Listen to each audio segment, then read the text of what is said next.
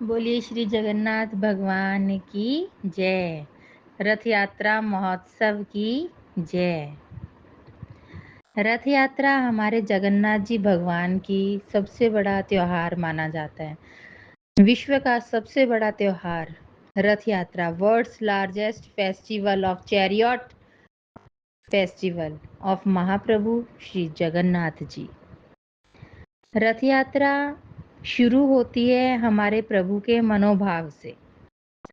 जब उनकी नगर भ्रमण की इच्छा हुई। नगर यात्रा, रथ यात्रा निकालने के आंतरिक और बाहरी कई कारण हैं। सभी भक्तों को ये तो पता है कि हर वर्ष स्नान पूर्णिमा के बाद जब प्रभु 15 दिन के लिए अस्वस्थ हो जाते हैं, उसके ठीक होने पर, प्रभु के स्वस्थ होने पर वो नगर भ्रमण के लिए जाते हैं। रथ यात्रा पर सभी भक्तों को अपने दर्शन सुख प्रदान करते हैं। किंतु रथ यात्रा निकलने के कारण क्या हैं? रथ यात्रा शुरू कैसे हुई? रथ यात्रा का आधार क्या बना? इसके आंतरिक भी कारण है और बाहरी भी कारण है। वो क्या हैं? ये हम आपको अपने इसमें बताएंगे। एक बार कुरुक्षेत्र धाम में विशाल कुंभ लगा था, तो उसमें द्वारका में श्री कृष्ण, बलराम जी, सुभद्रा जी सहित द्वारका की सभी रानियां और द्वारका वासियों ने कुरुक्षेत्र के पावन कुंड में स्नान करने का विचार किया। तो श्री कृष्ण जी ने वृंदावन बरसाना सभी ब्रजवासियों को भी कुरुक्षेत्र आने का निमंत्रण दिया। रुक्मणी इत्यादि सभी रानियां अति प्रसन्न थी कि आज ब्रजवासियों के साथ राधा रानी भी तो आएगी। आज प्रथम बार हम राधा रानी के दर्शन कर पाएंगे। सभी द्वारकावासी और ब्रजवासी कुरुक्षेत्र धाम पहुँचे। सभी ब्रजवासियों के साथ भगवान श्री कृष्ण ने वहाँ पावन कुंड में स्नान किया, पूजन किया।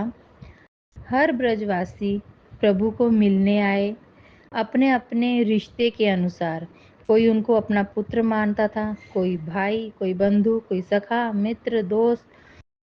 अपने अपने रिश्तों के अनुसार सब प्रभु को मिलने आए एक एक करके और उनको प्रणाम कर रहे थे। इतने में राधा रानी जी आईं। श्री कृष्ण व राधा रानी जी एक दूसरे को देख रहे थे। रुक्मणी जी प्रतीक्षा कर रही थी कि वे एक दूसरे को इतने वर्षों बाद मिलकर क्या बात करेंगे, दोनों के प्रथम शब्द क्या होंगे। लेकिन दोनों ने एक दूसरे को कुछ कहा ही नहीं, बस एक दूसरे को आमने सामने देखा और राधा जी फिर वापस जाने लगी। जैसी राधा रानी वापस जाने लगी तो श्री रुक्मणी जी ने कहा, राधा जी, आपने कुछ कहा क्यों नहीं? क्या मेरी उपस्थिति इसका कारण है? क्या मेरे कारण आप कृष्ण भगवान से कोई बात नहीं कर पा रहे हो? राधा जी ने कहा, नहीं नहीं, आपके साथ जो खड़े हैं ना, वे द्वारका के द्वारकाधीश हैं। मेरे कान्हा को तो अगर मुझसे मिलना है, मुझसे बात करनी है, तो उन्हें ब्रज में ही आना पड़ेगा। इतना कहकर राधा रानी वहां से चली गई। श्री कृष्ण बलराम जी को कहते, सभी द्वारका वासियों और रानियों को वापस द्वारका भेज देना चाहिए, क्योंकि मैं अभी कुछ समय यहाँ का आनंद लेना चाहता हूँ। सुभद्रा जी कहते, मैं यहीं रुकना चाहती हूँ भैया, आप दोनों के साथ। इतना विचार कर वे तीनों भाई बहन कुरुक्षेत्र में ही रुक गए। सभी द्वारकावासी द्वारका चले गए और सारे ब्रजवासी ब्रज चले गए। कान्हा जी, बलराम जी और सुभद्रा जी वे वहां पर इधर उधर भ्रमण कर रहे थे, वहां के वातावरण का आनंद ले रहे थे। इतने में वे जब अपने रथ के पास पहुंचे तो देखा कि उनके रथ के अश्व ही किसी ने खोल दिए थे। बलराम जी ने कहा, रात्रि विश्राम यहाँ तो नहीं करेंगे, वहां से हम वृंदावन भी भ्रमण कर आते हैं। तो हम वृंदावन की ओर चलते हैं, यहाँ से वृंदावन ज्यादा दूर तो नहीं है। तो सुभद्रा जी ने कहा, किंतु हमारे रथों के अश्व कहाँ गए? अब हम वृंदावन धाम कैसे जाएंगे? इतने में कुछ ब्रजवासी ये सब देख रहे थे, तो वो दौड़कर कान्हा जी के पास आए और कहने लगे, घोड़ों के स्थान पर हम ये रथ खींचकर आपको वृंदावन ले जाएंगे। हमारे प्रभु वृंदावन आएंगे, उनके रथ हम खींचेंगे, तो यह तो हमारे लिए अति सौभाग्य का विषय होगा। सभी ब्रजवासी तीनों भाई बहन का रथ स्वयं खींचकर उनको वृंदावन ले आए। जैसे ही प्रभु वृंदावन पहुंचे, राधा रानी जी ने उनका भव्य स्वागत किया और कहा, जगत के नाथ श्री जगन्नाथ जी का वृंदावन में स्वागत है।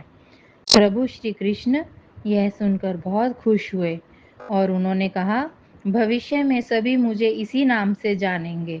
जगन्नाथ जी के नाम से भक्त मुझे स्मरण करेंगे और जिस प्रकार अश्वों के स्थान पर भक्त हमारे रथ को खींचकर वृंदावन लाए हैं, उसी प्रकार भविष्य में हमारे रथ भक्त ही खींचकर ले जाया करेंगे। नीलाचल क्षेत्र में श्री मंदिर को नीलांचल धाम कहा जाता है। जो जगन्नाथ जी पुरी में प्रभु का मंदिर है ना, जिसे श्री मंदिर कहते हैं, उसे नीलाचल धाम कहा जाता है। और वहां से प्रभु रथ में विराजमान होकर कहाँ जाते हैं? गुंडीचा धाम में। तो गुंडीचा धाम को सुंदरांचल कहा जाता है, जो प्रभु का जन्म स्थान है। और प्रभु का जन्म स्थान सुंदरांचल को माना जाता है, जिसका नाम गुंडीचा धाम है। ज्येष्ठ आषाढ़ पूर्णिमा को हम रथ यात्रा करेंगे, जिसमें भक्त ही हमें प्रेम और भाव से खींचकर लाएंगे। रथ की रस्सी को खींचने वाले भक्तों के 84 लाख बंधन कट जाएंगे और उन्हें मोक्ष भी प्राप्त होगा। ये था रथ यात्रा निकालने का वास्तविक आंतरिक कारण।